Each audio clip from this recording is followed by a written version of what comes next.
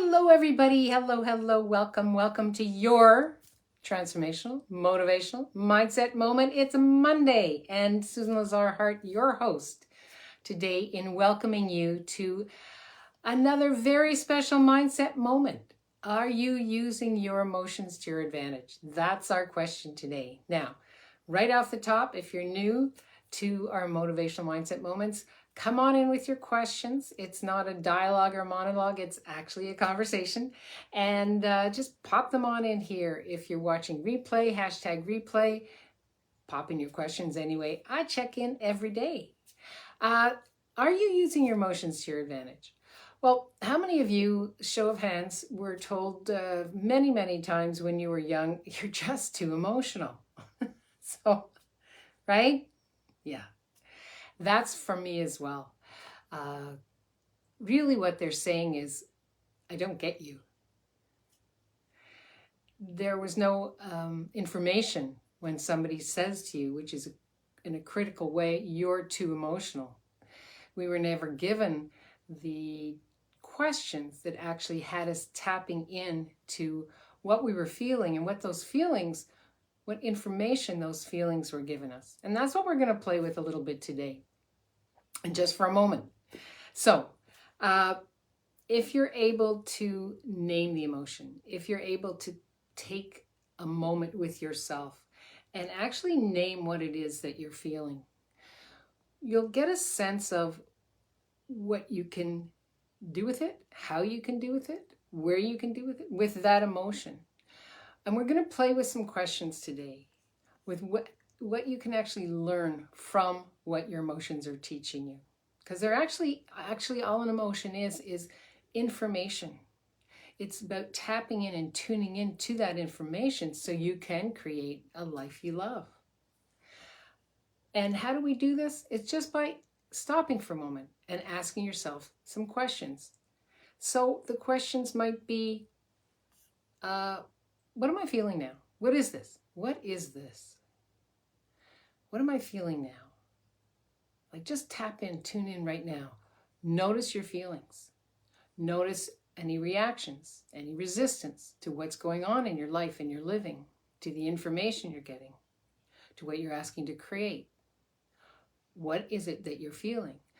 Now, when we ask that question, we actually get off autopilot. Right? We were taught at a very young age how to be with emotions. Most of that was by mimicking the ones that told us they loved us, the ones that fed us, that surrounded us. Could be a parent, a grandparent, a teacher, a sibling. And we learn to mimic their emotions. Oh, this is how I'm supposed to act when I'm happy. This is how I'm supposed to act when I see something that's not right. This is how I'm supposed to act when I do see something that's right. Like, have you ever heard that expression? Well, if you're happy, you want to let your face know it? We were taught to show emotions for other people, not for ourselves. So tune into what's happening inside. Practice observing how you feel. So how is this working for me? Is this working for me? What information is here for me that I haven't been able to be or see, but I'm feeling it. I'm feeling it right in my gut, right? Pay attention to how that emotion is having you behave. Again, something we were taught that's already entrained in us at a very young age. This is how you behave when you're supposed to feel this way. Now, I remember one of my brothers passing on, and we were in the funeral home, and it was an open casket. And I was really curious because I knew he had passed on. I knew he wasn't in that body. And I was just kind of looking at his body, his face, how they had put makeup on it, and how I was supposed to be acting and reacting. And my uncle pulled me away in distress, what he assumed I should be feeling. And for myself, I was just curious. I knew he wasn't here anymore. I was curious, what did they do with his body? But I was told how I was supposed to be feeling, right? Tap in, tune in, pay attention to what it is that you're asking for with these emotions. And then ask yourself, what options do I have here, right? By tuning in and tapping in, instead of reacting, you're giving yourself a moment to actually de-escalate and evaluate truly what's possible here. So when there's anger, rage, fury, shame, blame, regret, stop for a moment, tap in. What else is possible here for me that I haven't been willing to be or see? And what is this emotion teaching me? What is it showing me? Tap in. Tap in. And then ask yourself, is this taking me where I'm asking to go? Is this creating a life I love now and in the future? Because everything that we do, be safe, feel, touch, how we move, create, everything is an energy, and each energy has a vibration that creates greater. So the question you can ask yourself is, okay, so what do I really want to create with this feeling? Is this taking me where I'd like to go? Remember what's truly important to you. What is truly important to you? I'm living a life that I love. Is this creating more or less? Is using this emotion to my advantage creating more or less?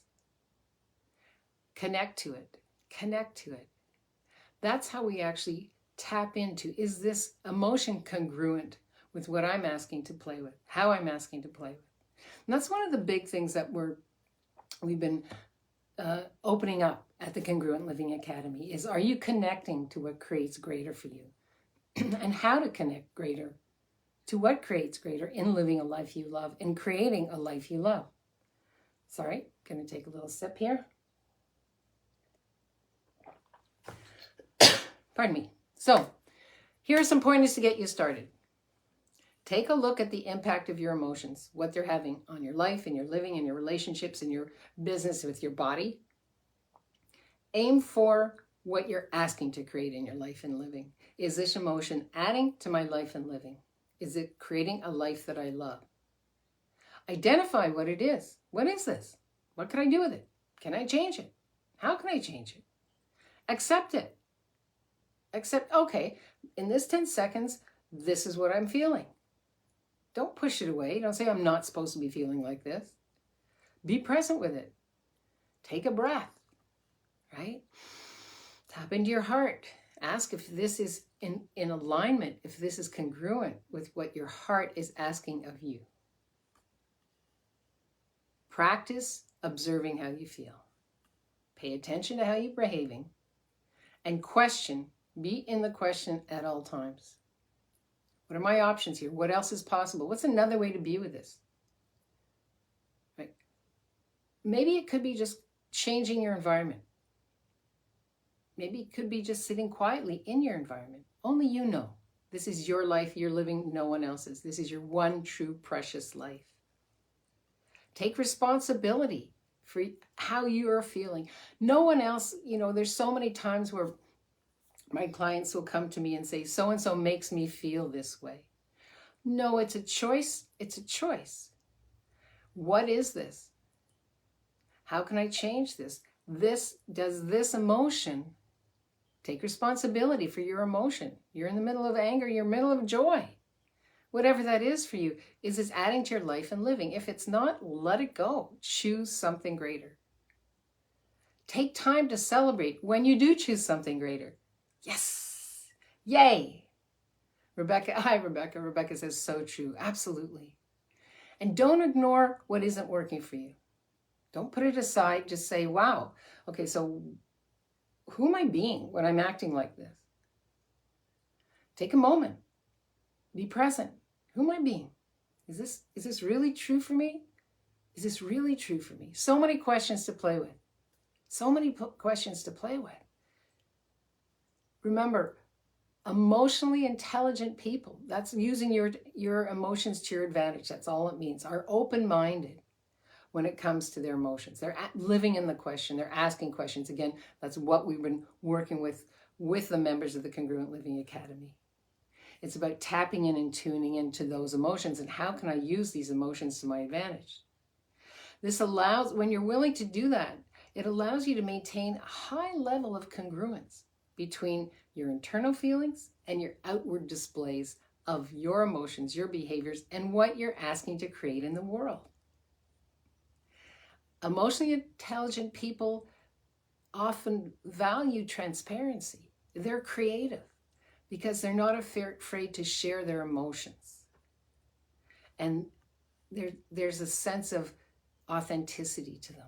Have you ever noticed that? When you with somebody who's totally willing to be present with what's going on in their life and their living in a way that adds greater. It's that pebble that opens up the vibrations of every vibration that you come in contact with. Yeah. And last but not least, don't be afraid to breathe. Take a breath. Take a moment. Put your hand on your heart. Take a moment. Yeah. Rebecca says, can I speak to anger using that creativity? Absolutely. You know, every emotion has information in it. So with anger, there's generally two reasons for being angry. One is that you're being lied to. And the other is that you're actually living your life as a lie. So notice when we get angry at somebody else, we're often angry at ourselves. If you just take a moment and ask, how can I use this anger to my advantage? What information is here for me? Wow. So am I being lied to? Is there anywhere where I'm being lied to? Did I buy something as true and real that actually isn't? And it's not about getting angry at somebody else, and it's not about getting angry at yourself. It's about being really present with those questions. What is this? What else is possible here for me? Oh, is this true? Is this true for me? That's how we use that. Thank you, Rebecca. That's how we can use anger to our advantage. I wonder what else is possible here. Now that I've let go of the anger, what else is possible here? Because the truth is, this is your world, this is your reality. You're playing in multiple dimensions at the same time. You're choosing this reality. So when we're choosing anger, we're also creating that in our own reality. So you might also ask, what am I using this emotion as? How many of us use an emotion as a distraction?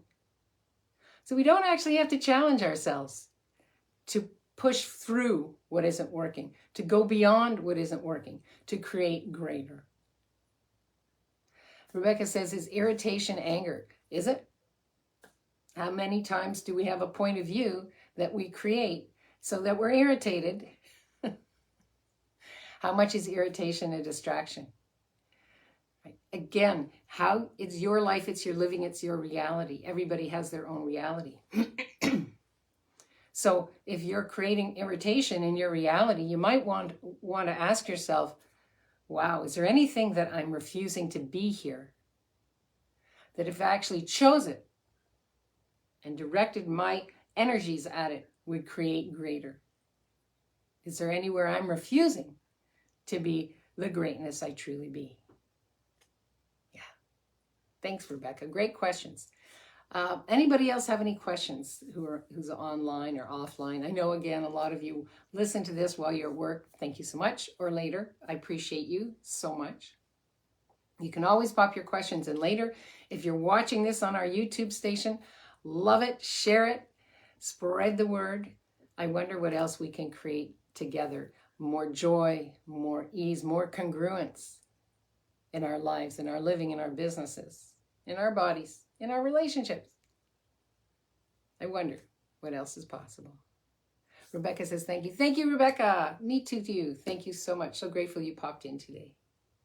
Well, have an amazing, amazing day. And remember, living congruently is a lifetime process. It's a lifetime process. Investigating the journey of your emotions, it's a lifetime process. How can I use all of this to my advantage? We live in an abundant universe. We live in an abundant universe with an abundance of questions and textures and tastes and emotions that actually nurture us. Put your hands on your heart. Take a moment. Breathe in the brilliance of you. Breathe out anything that just isn't yours to begin with. Yeah. How can I use these emotions to my advantage? Until we meet again, live boldly, love greatly, and be that fearless leader you came here to be, because the world needs more of you and that special sauce.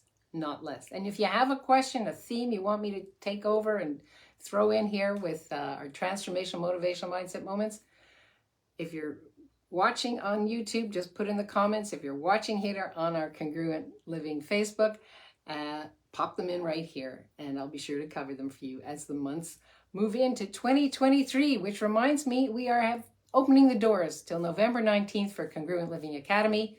Come on in. If you have a question, just reach out, private message me, or just put right in here, hashtag Congruent Living Academy, and I will contact you.